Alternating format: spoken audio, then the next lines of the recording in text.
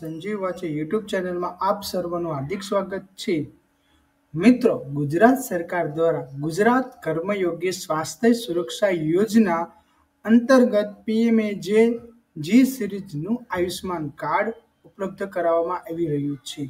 એટલે હવે ગુજરાત સરકારના તમામ કર્મચારીઓને પણ આયુષ્માન કાર્ડ અંતર્ગત તેમના ફેમિલી અને તેમને ગુજરાત સરકાર દ્વારા સ્વાસ્થ્યની સુરક્ષા આપવામાં આવશે. તેમને પણ હવે હોસ્પિટલોમાં જે મોટા મોટા બિલ આવશે તેમાં પણ તેમને રાહત આપવામાં આવશે. તેમનું પણ એક વીમા કવચ લેવામાં આવી રહ્યું છે. તો ગુજરાત કર્મયોગી સ્વાસ્થ્ય સુરક્ષા યોજના અંતર્ગત તેમને પોતાનું આયુષ્યમાન કાર્ડ કઈ રીતે બનાવવું તેના વિશે આ વિડીયોમાં હું વાત કરીશ. મિત્રો, ગુજરાત કર્મયોગી સ્વાસ્થ્ય સુરક્ષા યોજનામાં ઓનલાઈન માહિતી ભરતા પહેલા કર્મયોગી પોર્ટલ પર એડમિનનું લોગિન ઓપન કરવું.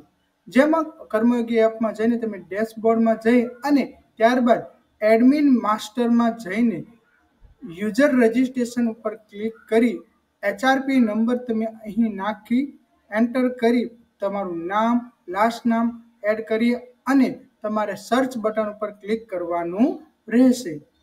ત્યારબાદ તમારા નામની સામેનો એડિટ બટન પર ક્લિક કરવાનું રહેશે. તમારું નામ આવ્યા બાદ ઉપર એક્શન ઉપર એટલે કે એડિટ બટન પર ક્લિક કર્યા બાદ આઈડી નંબર ઉપર ક્લિક કરવું અને સિલેક્ટ આઈડીમાં આધાર કાર્ડ સિલેક્ટ કરવું. તમારું આઈડી નંબર જેમાં પર્સનલ ડેટા, ઓફિસ ડેટા જેવા આઈડી નંબર સિલેક્ટ કરશો અને સિલેક્ટ ઉપર આધાર કાર્ડ સિલેક્ટ કરી તમારો આધાર કાર્ડ નંબર નાખવાનો રહેશે. ત્યારબાદ આઈડી નંબરમાં આધાર કાર્ડ નંબર એન્ટર કરવો, એડ ટુ લિસ્ટ અને સેવ અને નેક્સ્ટ આપ્યા બાદ આગળનું પેજ ખુલશે. જેમાં ત્યારબાદ ફેમિલી મેમ્બરમાં ગુજરાતી મુલકી સેવા નિયમ 2002ના પ્રકરણ 2માં વ્યાખ્યા 26 મુજબ કર્મચારી ઉપર આધારિત કુટુંબની માહિતી તમારે એન્ટર કરવાની રહેશે. ફેમિલી મેમ્બર સિલેક્ટ કર્યા બાદ દરેક અહીં તમારું નામ, ફર્સ્ટ નેમ, મિડલ નેમ એ રીતે તમારે દરેક તમારી ફેમિલી જેમ કે તમારી વાઇફ, દીકરા, સન દરેકનું તમારે માહિતી ભરવાની રહેશે.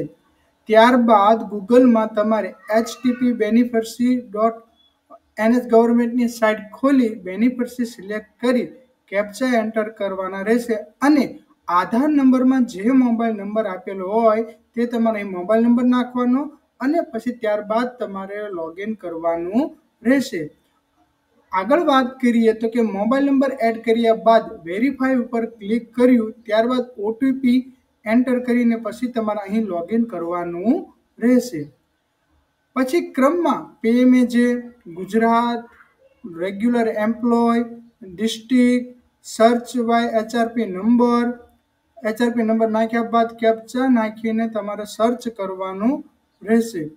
આગળ વાત કરીએ કે ત્યારબાદ તમારા ફેમિલીની વિગત નીચે બતાવશે. તેમાં તમારા નામની સામેના એક્શન બટન ઉપર તમારે ક્લિક કરવાનું રહેશે. અહીં તમારે આખા ફેમિલી મેમ્બર તમે જે એડ કર્યા હશે એ તમામનું તમને અહીં નામ દેખાડવામાં આવશે. જેમાં KYC સ્ટેટસ, કાર્ડ સ્ટેટસ અને ત્યારબાદ આવ્યા બાદ તમારે સૌથી તમારા નામ ઉપર પહેલા શું કરવાનું છે? એક્શન બટન પર ક્લિક કરવાનું.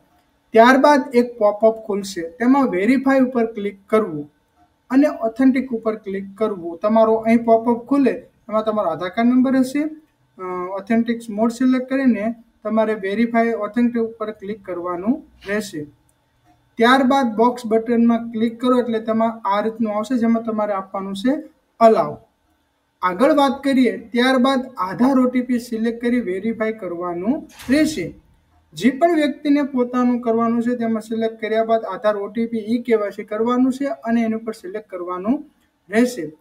ત્યારબાદ બોક્સ ઓપન થઈ ફરીવાર અલાવ ઉપર ક્લિક કરવાનું રહેશે.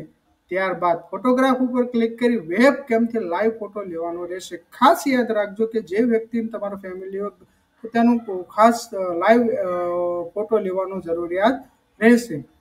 ત્યારબાદ નીચે મોબાઈલ નંબર એડ કરી વેરીફાઈ ઉપર ક્લિક કરવાથી OTP આવશે. તે એડ કરી અન્ય વિગતો ભરવી ત્યારબાદ કચેરી તરફથી આપવામાં આવેલ સર્ટિફિકેટ અપલોડ કરવું અને સબમિટ બટન પર ક્લિક કરવાનું રહેશે. ત્યારબાદ KYC ઇઝ કમ્પ્લીટનો મેસેજ આવશે, તેનો સ્ક્રીનશોટ લઈ લેવો, તેમાં રેફરન્સ આવશે, તેના પર સ્ટેટસ ટ્રેક કરી શકાશે. જે નંબર આવે પછી તમારા માનો કે ચલો ઓકે ડન થઈ ગયું, કેમ કે જે નંબર આવશે એમાં તમારું આયુષ્યમાન કાર્ડનું તમારે સ્ટેટસ ચેક કરવું હશે તો આ નંબરથી તમારે સ્ટેટસ ચેક થઈ શકશે. ત્યારબાદ બીજા દિવસે સ્ટેટસ ચેક કરવા માટે અગાઉની જેમ લોગિન કરી તમારા નામની સામે KYC સ્ટેટસ વેરીફાઈ આવશે અને કાર્ડ સ્ટેટ પેન્ડિંગ હશે તો પેન્ડિંગ, નહીં તો એપ્રુવ આવી જશે. માનો કે તમે KYC આવી ગયું તો વેરીફાઈ ઓકે, પછી કાર્ડ સ્ટેટસ તો કે પેન્ડિંગ તો પેન્ડિંગ આવશે અને એપ્રુવ છે તો એપ્રુવ આવશે.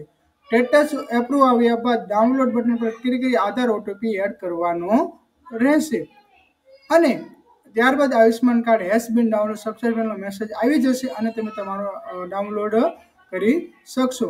ત્યારબાદ કાર્ડ વ્યૂ થશે અને ડાઉનલોડ પર ક્લિક કરવાથી તમારું આયુષ્યમાન કાર્ડ બની જશે. આ રીતે મિત્રો સરળ પ્રોસેસ છે જેથી તમે તમારું આયુષ્યમાન કાર્ડ બનાવી શકો છો. વધારે વિગત માટે કંઈ પ્રશ્ન હોય તો મને કોમેન્ટથી જરૂરથી કોમેન્ટ કરજો, તો તેના આગળ હું તમારા આયુષ્યમાન કાર્ડ ઉપર કર્મયોગી સ્વાસ્થ્ય યોજના અંતર્ગત કંઈ પણ પ્રશ્ન હશે તો એના પર તમારે કોમેન્ટના આધારે વિડીયો બનાવશો આપણે. જો વિડીયો ગમ્યો હોય તો લાઈક કરજો, તમારા મિત્રો સુધી શેર કરજો અને ચેનલ સંજીવ વચ્ચે યુટ્યુબ ચેનલને સબસ્ક્રાઈબ કરવાનું ના ભૂલતા.